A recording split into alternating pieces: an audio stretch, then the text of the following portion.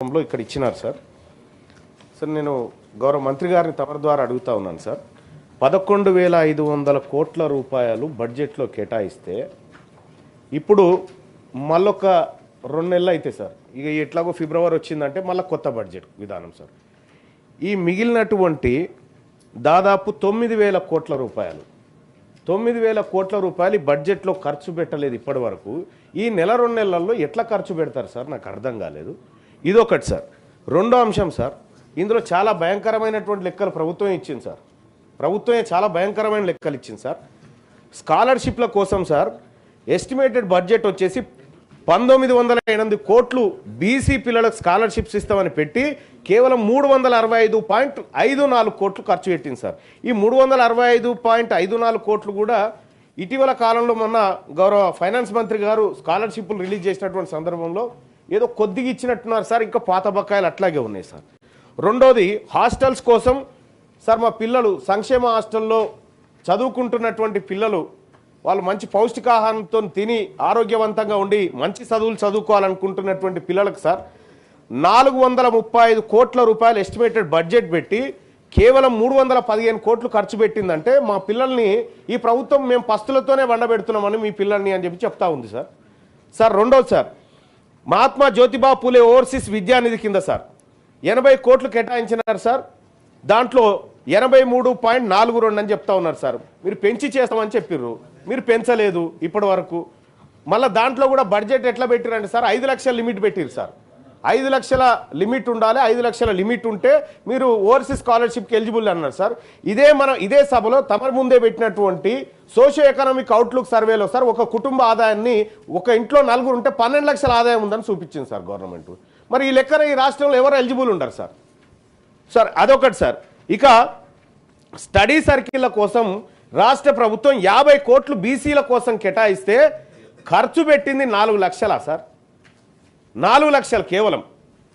అలాగే ఇక్కడ ఎడ్యుకేషన్ సెక్టార్లో 4,345 కోట్ల రూపాయలు ఖర్చు పెడతామని ఎస్టిమేట్ వేసుకుంటే కేవలం 2,068.89 కోట్లు ఖర్చు పెట్టిందంటే ఇది షేమ్ సార్. బీసీల పట్ల మీకు చిత్తశుద్ధి లేదని అర్థమవుతా ఉంది సార్. 2,500 కోట్ల రూపాయలు ఎడ్యుకేషన్ సెక్టార్లో బీసీల డబ్బు మిగిలించుకుంటుందా సార్ ఇప్పటి వరకు? సార్ ఇక మాకు జీవనోపాధి విషయంలో సార్ 70 కోట్ల రూపాయలు టాడీ టాపర్స్ కోసం సార్. గౌడ సోదరులు తాడి చెట్లు ఎక్కుతా ఉంటారు, అనేక ప్రమాదాలు జరుగుతూ ఉంటాయి, మీదికి జారి పడతా ఉంటారు. వాళ్ళకు అసలు ఒక్కసారి ఎక్కిందంటే ఇంటికి బయటికి వెళ్ళిందంటే టాడీ టాపర్ మళ్ళీ ఇంటికి వస్తాడా లేదా తెలియనటువంటి పరిస్థితి. అటువంటి టాడీ టాపర్లను రక్షించడం కోసం సార్ ఏది మనం ఒకటి కాటమేయ కిట్స్ అని చెప్పి ఆ తర్వాత ఇంకా కొన్ని పెట్టినారు sir. Cooperative finance corporation limited కింద 70 కోట్ల రూపాయలు టాడీ టాపర్స్ కోసం ఖర్చు పెడతామని, మా గౌడ సోదరుల కోసం ఖర్చు పెడతామని ఇప్పటి వరకు పెట్టింది 19 కోట్లు. స్వయాన మా మంత్రి గారు గౌడ సామాజిక వర్గం నుంచి ఉండి 19 కోట్లు ఖర్చు పెడుతుంటే కాస్త మీ ప్రాణం ఏమనిపించాలి సార్. ఇక సార్ ఇంకొకటి అసిస్టెంట్స్ టు వీవర్స్ సార్, వాళ్ళకు 450 కోట్ల రూపాయలు ఖర్చు పెడతామని ఎస్టిమేషన్ వేసి 168 కోట్లు ఖర్చు పెట్టారు సార్. ఇక 22 బీసీ కోఆపరేషన్స్ అండ్ రాజీవ్ యువ వికాసం కింద సార్, రాజీవ్ యువ వికాసం కింద 4,102 కోట్ల రూపాయలు మేము బీసీ యువత కోసం బీసీల కోసం ఖర్చు పెడతామని బడ్జెట్లో చెప్పి 4,102 కోట్లు ఖర్చు పెడతామని చెప్పి సార్ 13 కోట్లు ఖర్చు పెట్టినట్టుగా లెక్కలు ఉన్నాయి సార్. ఇక్కడ 13 కోట్లు ఇంకొక నెల అయితే బడ్జెట్ వస్తుంది సార్. అంటే ఇవన్నీ మీకు ఎగనామం పెట్టబోతున్నాయి ఏంటి అనేది రాసి ఇచ్చినట్టుంది సార్ మాకు. ఇక్కడ సార్ మా జీవనోపాధి కోసం 4,622 కోట్ల రూపాయలు కేటాయించి ఖర్చు పెట్టింది 201 కోట్ల రూపాయలు సార్. షేమ్ సార్ ఇది. ఇక సార్ సోషల్ సెక్టార్కి వస్తే సార్ కళ్యాణ లక్ష్మి కింద సార్ మా బీసీ బిడ్డలకు పేదవాళ్లకు పెళ్లి చేసుకుంటే వాళ్ళకు ఏదో ప్రభుత్వం అందించేటువంటి చేయుత ఏదో అప్పుడే మేనమా కట్నమనో అదో ఇదో అని చెప్పి 2,173 కోట్ల రూపాయలు ఈ ఆర్థిక సంవత్సరంలో కేటాయించుకుంటే ఇప్పటి వరకు ఇచ్చింది 108 కోట్లు సార్. పెళ్లి చేసుకొని ఏం చేస్తామంటే ఎట్లా సార్, పెళ్లిళ్ళు జరుగుతలేవా సార్? సార్ ఎప్పుడు సార్ ఇప్పుడు కళ్యాణ లక్ష్మి ఇప్పుడు పెళ్లి చేసుకుంటే సార్ తమరు కూడా అనేక సందర్భాల్లో కూడా చూసిరు ఇప్పుడు పెళ్లి చేసుకుంటే అప్పుడు ఉన్నటువంటి గవర్నమెంట్ ఏమో పెళ్లి రోజే మేము తీసుకొచ్చి ఇస్తామని చెప్పి అప్పుడున్న గవర్నమెంట్ చెప్పింది. ఈ గవర్నమెంట్ ఇప్పుడు పెళ్లి చేసుకుంటే కళ్యాణ లక్ష్మి చెక్కు ఆ పెళ్లి చేసుకున్న దంపతులకు పిలగాడు పుట్టి వాడే పోయి అందుకొచ్చే పరిస్థితికి వచ్చింది సార్. ఎప్పుడు వస్తుందో తెలియదు చెక్కు.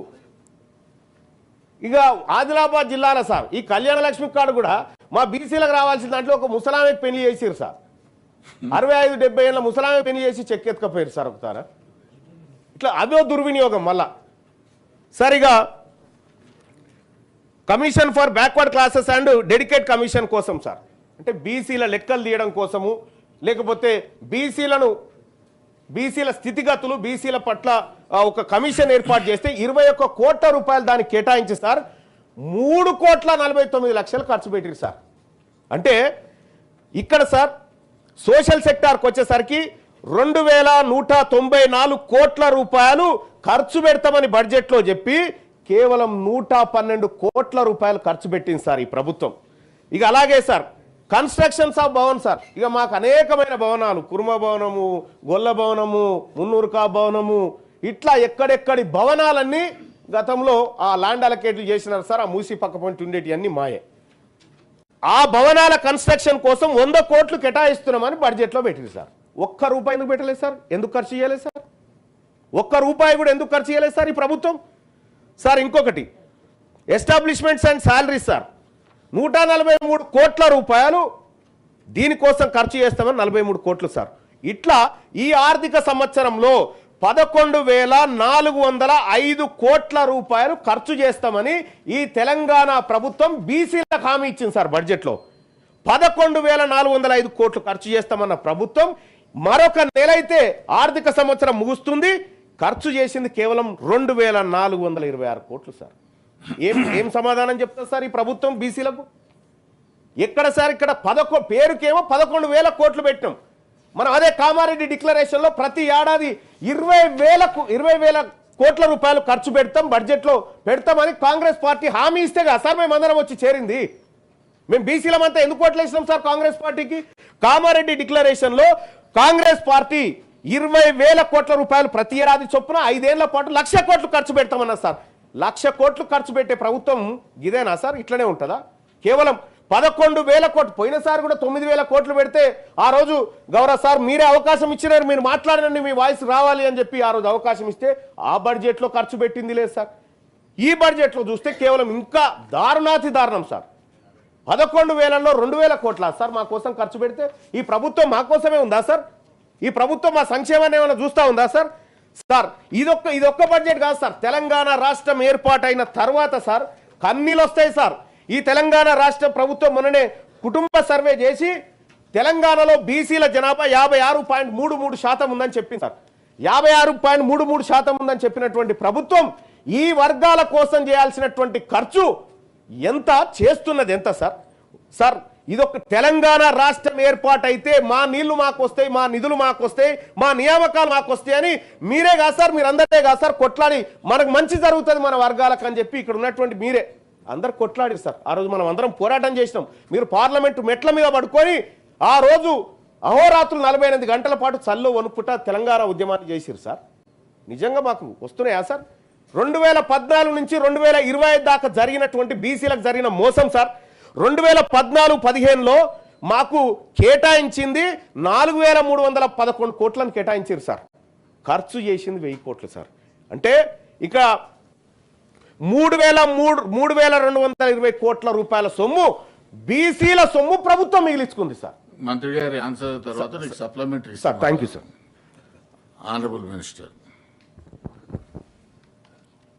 గౌరవ సభ్యులు అడిగినటువంటి ప్రశ్నలకు సంబంధించి అధ్యక్ష, బలైన వర్గాలకు సంబంధించి ప్రత్యేకించి 11,000 కోట్ల రూపాయలు కేటాయించినప్పటికీ 2,400 కోట్లు ఖర్చు అయిందని చెప్తా ఉన్నారు. కొంత